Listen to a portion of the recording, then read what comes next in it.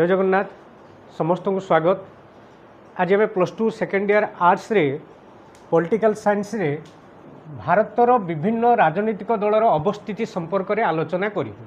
Okay माने भारतर केउ केउ दल गुरुत्वपूर्ण दल रही एवं अवस्थिति कौन तांकर प्रतिष्ठाता किए बा तांकर उद्देश्य कौन से विषय आम संक्षेप में आलोचना करूँ। ओके देख भारतर प्रथम राजनीतिक दल हूँ भारतीय जातीय Congress INC Indian national Congress Indian national Congress 1885 मसीह गठित होता 1885 है जड़े ब्रिटिश सेनाधिकारी आलान ऑक्टेवियन ह्यूम को द्वारा प्रतिष्ठा होता। एथिरे प्रथम सभापति थिले उमेश चंद्र बानर्जी है।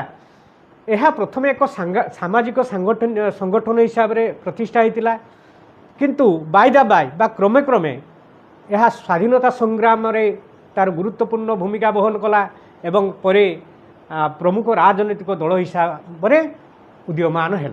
ओके ये हूँ भारतीय जातीय कांग्रेस। तापरे भारतर आउ एक गुरुत्वपूर्ण जातीय दल हूँ भारतीय जनता पार्टी जहाँ को आम बीजेपी बोली कहूँ है। बीजेपी 1980 मसीह श्रीजुक्त अटल बिहारी वाजपेयी एवं श्रीजुक्त लालकृष्ण आडवाणी द्वारा प्रतिष्ठा होता। अटल बिहारी वाजपेयी थिले प्रधानमंत्री आम जानी समस्ते एवं लालकृष्ण आडवाणी से बीजेपी बहुबार प्रेसिडेंट भी सभापति रही एवं से जड़े बीजेपी रे प्रतिष्ठाता माने सदस्य यही दुई जन को उद्यम रे हला बा प्रचेष्टार भारतीय जनता पार्टी गठन होता। यही दल भारतर संस्कृति परंपरा ऐतिह्य उपरे अधिक गुरुत्व दिए एवं वर्तमान यह केन्द्र रे एवं आम राज्य ओडिशा रे शासन करुच्छ। भारतर भी बर्तमान नरेंद्र मोदी प्रधानमंत्रित्व रे बीजेपी सरकार शासन करुच्ची एवं ओडिशा रे मध्य बीजेपी सरकार मोहन माझी मानक मुख्यमंत्री अधीन रे शासन कार्य परिचालित होउची। ओके देख 3 नंबर हूँ भारतीय कम्युनिस्ट दल है ताको आमे सीपीआई बा कम्युनिस्ट पार्टी ऑफ इंडिया बोली कहउछंती। यह 1925 मसीह गठित होइथिला। एटा को मन रखियो 1925 मसीह सीपीआई गठित होइथिला। यह मार्क्सवादी एवं लेनिनवादी द्वारा चिंताधारा अनुଯାयी गठित होइथिला। यह रो जो आदर्श थिला मार्क्सवादी आदर्श आउ लेनिनवादी आदर्श है। मार्क्सवादी और लेनिनवादी चिंताधारा अनुଯାयी यह गठित होइथिला। सीताराम येचुरी प्रकाश करात ज्योति बसु बुद्धदेव भट्टाचार्य प्रभृति प्रमुख कम्युनिस्ट नेता थिले है। प्राय वेस्ट बेंगल बेसी है। सीताराम येचुरी प्रकाश करात ज्योति बसु बुद्धदेव भट्टाचार्य आमर त्रिपुरार माणिक सरकार है ये प्रमुख कम्युनिस्ट लीडर सब थिले। परवर्ती पर्याय रे है यही दल उग्र कार्यकारिता को आपणाई थिला। माने आर जो एक्टिविटी गुड़ा बहुत एग्रेसिव उग्र बुझिगला। हाँ 1965 मसीहा पर यही दुईटी दल रे विभाजित होता यथा सीपीआई आ गोटे CPIM communist party of India गोटे भारतीय कम्युनिस्ट दल आ गोटे भारतीय कम्युनिस्ट दल मार्क्सवादी जोड़ा एम है। यही दुईटा दल रे विभाजन होता देखा तो 4 नंबर आसब बहुजन समाज पार्टी है बीएसपी ताको कहते ये BSP Bahujan Samaj party BSP. यह 1984 मसीह कांसीराम उत्तर प्रदेश जड़े टाणुआ दलित नेता है। उत्तर प्रदेश जड़े टाणुआ दलित नेता कांसीराम को नेतृत्व में यही दल गठित होता। साधारणतः अनुसूचित जाति उपजाति दलित पछुआ वर्गर लोक मानकर स्वार्थ रक्षा यह गठित होता। यही दल गठन कर मुख्य उद्देश्य थिला जो माने निष्पेषित अवहेलित से स्वार्थ रक्षा किभली हो पार कौ माने निष्पेषित कौ माने अवहेलित ना साधारणतः अनुसूचित जाति उपजाति पछुआ वर्ग दलित है एमाने निष्पेषित बा अवहेलित तो एमानकर स्वार्थ रक्षा किभଳି ହେଇପାରିବ तांकरी उद्देश्य रे कांसीराम बहुजन समाज पार्टी गठन करथिले। वर्तमान सुश्री मायावती यार सभापति अछंती। ओके तो 5 नंबर देख बिजु जनता दल है आम जो बीजेडी बोली कहते यह ओडिशा रे एक प्रमुख आंचलिक राजनैतिक दल है यह आमर जे पूर्व मुख्यमंत्री थिले बिजू पट्टनायक तांकर सुपुत्र श्रीजुक्त नवीन पट्टनायक द्वारा प्रतिष्ठा होइथिला है यह ओडिशा रे एक प्रमुख राजनैतिक दल यह बिजू पट्टनायक आदर्श और चिंताधारा उपर पर्यवसित यही दल ओडिशा रे 1999 2024 पर्यंत शासन करुला नुहे कि दीर्घ 25 वर्ष शासन पर बर्तमान बीजेपी सरकार शासन कला तेणु यह गोटे स्थिर सरकार थिला दीर्घ 25 वर्ष गोटे स्थिर सरकार थिला है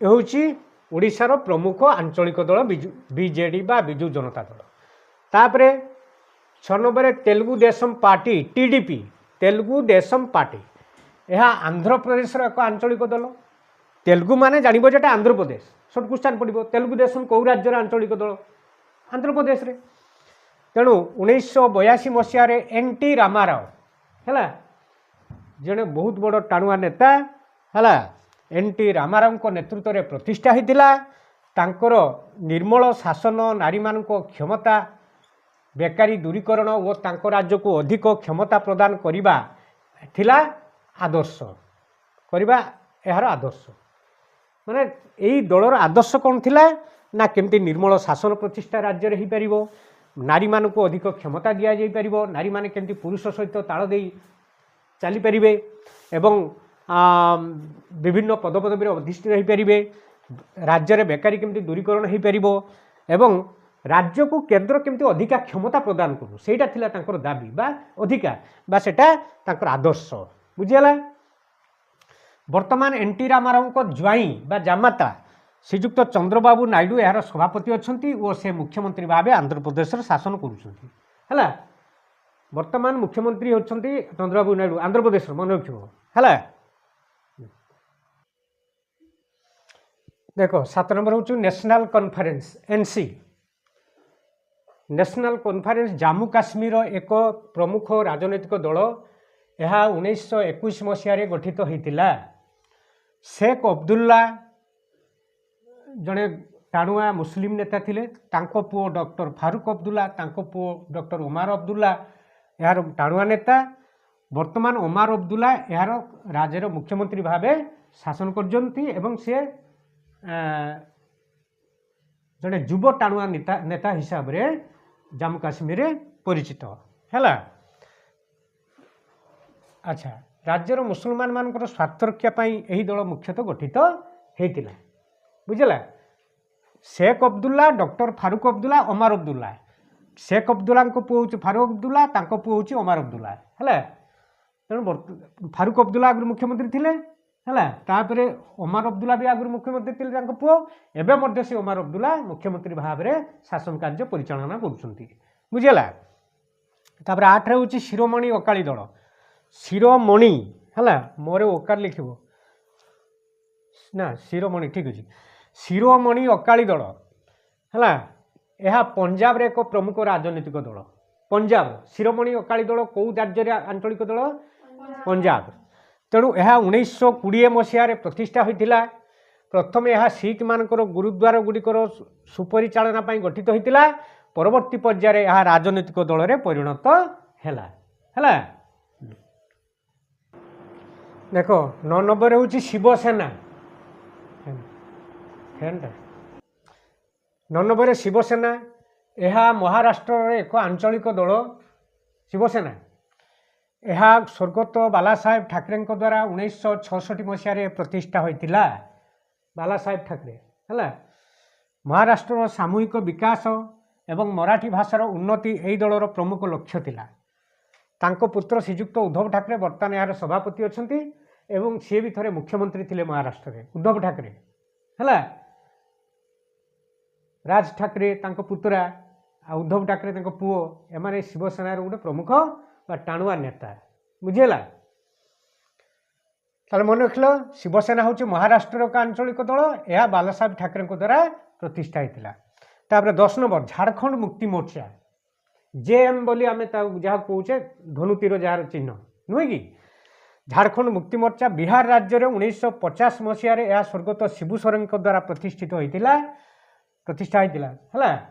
शिबू सोरेन जी कि बहुबार मुख्यमंत्री थे पर दिन 5 तारिख दिन से शेष निश्वास त्याग कर बहुत वृद्ध हो जाते से आ शासन माने कौन शासन कार्य मुंड पूरी नथिले है अवसीन्न हो पड़ते से अवसन्न हो पड़ते एवं प्राय मासे पाखापाखि हॉस्पिटल रहिला परे तांकर शेष निश्वास बा से मृत्युवरण कर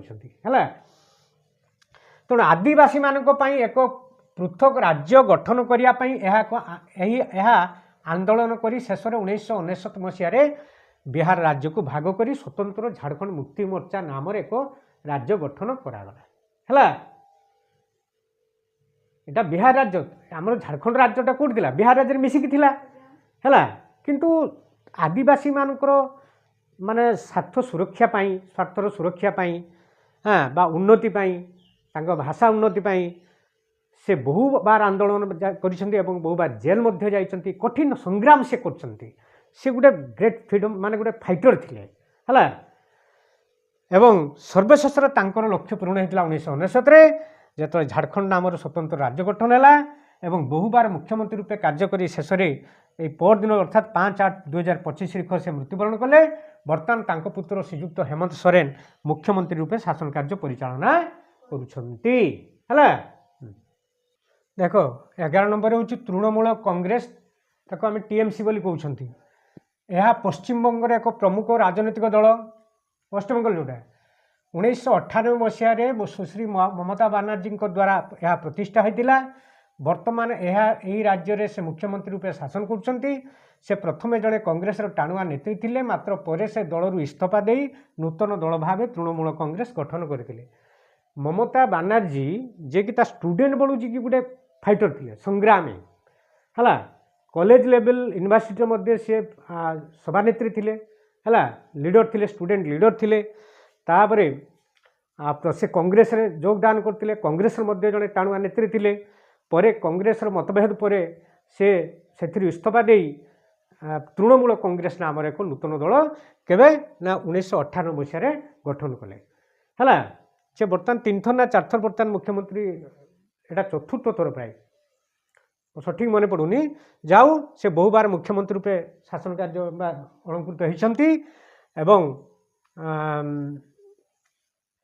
जिते कांग्रेस से जो कोलिशन रे थिला कांग्रेस सरकार शासन समय यूपीए गवर्नमेंट रे तांको तृणमूल कांग्रेस से मेंट राजनीति रे सामिल होते एवं से माने मध्य ये आमर रेलवे मिनिस्टर जोटा रेल मंत्री हिसाब से कार्य करते केन्द्र में बुझेगा।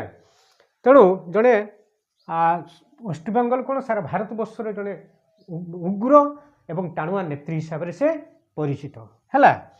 12 नंबर आम आदमी पार्टी AAP यह दिल्ली एक आंचलिक दल है।